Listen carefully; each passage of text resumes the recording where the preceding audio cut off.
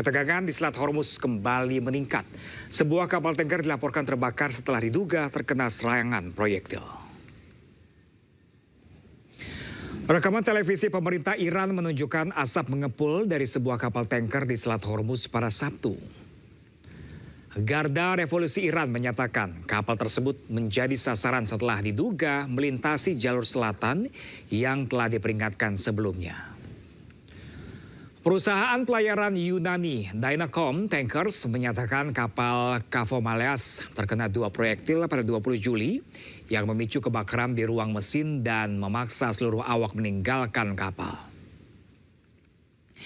Iran menuduh Amerika Serikat menyesatkan kapal-kapal komersial menggunakan rute yang dianggap tidak aman.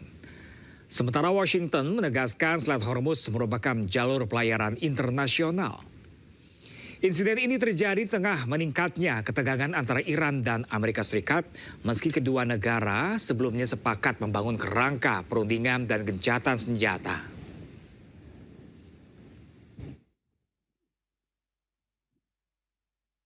Ya, pemirsa, konflik antara Amerika Serikat dengan Spanyol semakin memanas. Presiden Amerika Serikat Donald Trump memutus semua hubungan baik komersial dan resmi dengan Spanyol.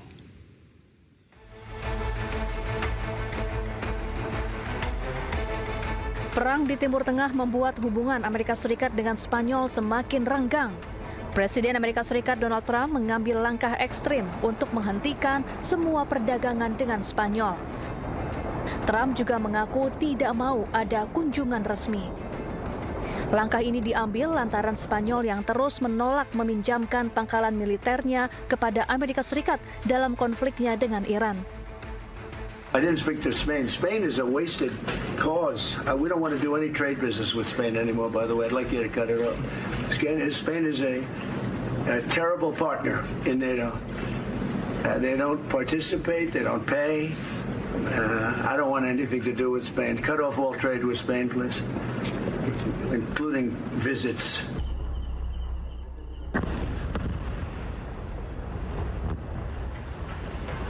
Spanyol sendiri dikenal sangat vokal memberikan dukungannya kepada Palestina. Spanyol tegas tidak akan memberikan bantuan kepada Israel dan sekutunya. Durante estos últimos días habréis escuchado decir aquello de que España está sola. No. Esos fueron los mismos que nos dijeron cuando reconocimos el Estado de Palestina, que luego fueron todos los demás, que estábamos solos. No, nosotros no estamos solos, somos los primeros. Somos los primeros. Y os digo más.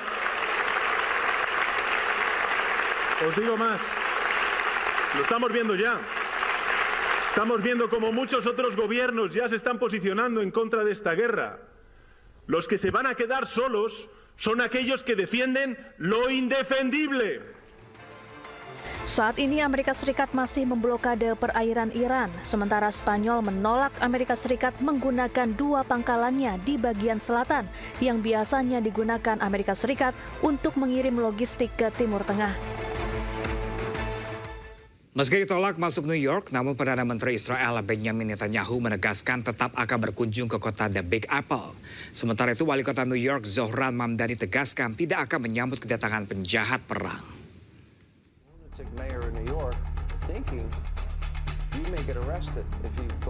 Perdana Menteri Israel Benjamin Netanyahu tegaskan akan tetap berkunjung ke New York. Pernyataan ini disampaikan setelah sebelumnya Wali Kota New York Zohran Mamdani menolak kedatangannya. Netanyahu juga mengatakan tidak takut atas ancaman penangkapan dirinya. First of all, I'm going to New York. Yeah. I'd love to see you there when I go to the UN in September. You know, I moved to Florida. Well, you know, you can take a plane. I'll come up, yes. You can come, you've come to Washington, so you can go there, but I'm definitely going there. I'm going to speak the truth in front of this. You know, this just hate-spewing elected official who's pitting one group of New Yorkers against the others. He's turning them against New York Jews. I mean, Wali Kota New York Zohran Mamdani pun kembali buka suara. Zohran dengan tegas menyatakan tetap tidak akan menerima kunjungan penjahat perang. And I want to make it very clear that that welcome ends with me. I will not be welcoming Benjamin Netanyahu or any other war criminals when they come to this city.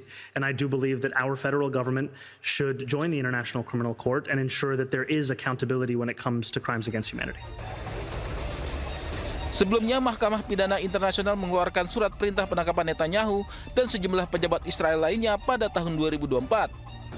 Perintah tersebut dikeluarkan karena mereka melakukan kejahatan perang terkait operasi militer Israel di Gaza pada Oktober 2023.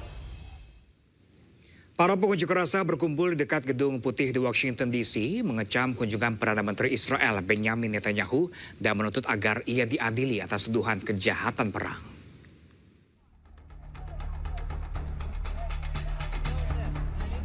Para demonstran berbaris di dekat Gedung Putih di Washington DC, Amerika Serikat, mengibarkan bendera Palestina, meneriakkan slogan-slogan, dan memegang plakat yang mengecam kunjungan Perdana Menteri Israel Benjamin Netanyahu.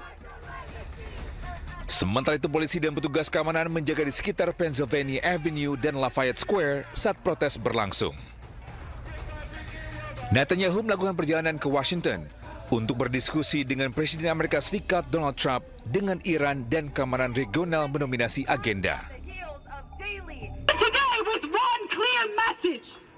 War criminal Benjamin Netanyahu is not welcome in our communities, not in D.C., not in Maryland, not Virginia, and not anywhere. Every time he leaves Washington, the bombs fall harder and the aggression expands and more land is stolen and more of our people are murdered. Shame! I'm a Palestinian American. I live in Washington, D.C.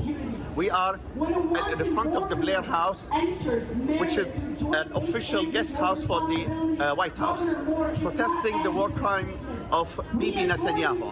Bibi Netanyahu is indicted by the ICC, the International Court of Justice, for war crimes committed in Palestine.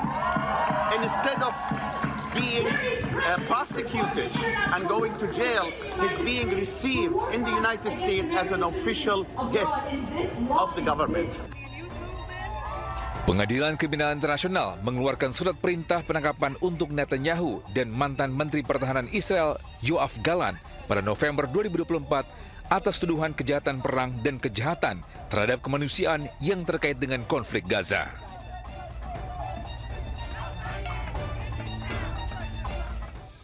Sementara itu, pemirsa, Israel mengklaim telah menghancurkan lebih dari 1.200 lokasi milik Hezbollah.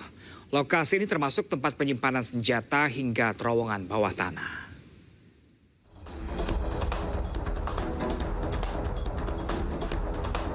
Militer Israel mengatakan pada hari Minggu bahwa pasukan dari Brigade ke-401 telah menyelesaikan penugasan selama 8 bulan di Lebanon Selatan. Selama bertugas, mereka mengklaim telah menghancurkan lebih dari 1.200 situs Hizbullah. Menurut militer Israel, pasukan menemukan lebih dari 600 senjata termasuk RPG, rudal anti-tank, senapan mesin, dan senapan Kalashnikov. Mereka juga membongkar ratusan meter terowongan bawah tanah dan infrastruktur militer Hizbullah lainnya. Brigade ke-401 yang dikenal sebagai Brigade Jalur Besi dikerahkan selama pertempuran yang kembali berkobar antara Israel dan Hizbullah di sepanjang perbatasan Israel-Lebanon. 4 tentara dari Batalion ke-52 Brigade tersebut tewas selama operasi di Lebanon Selatan pada bulan Juni.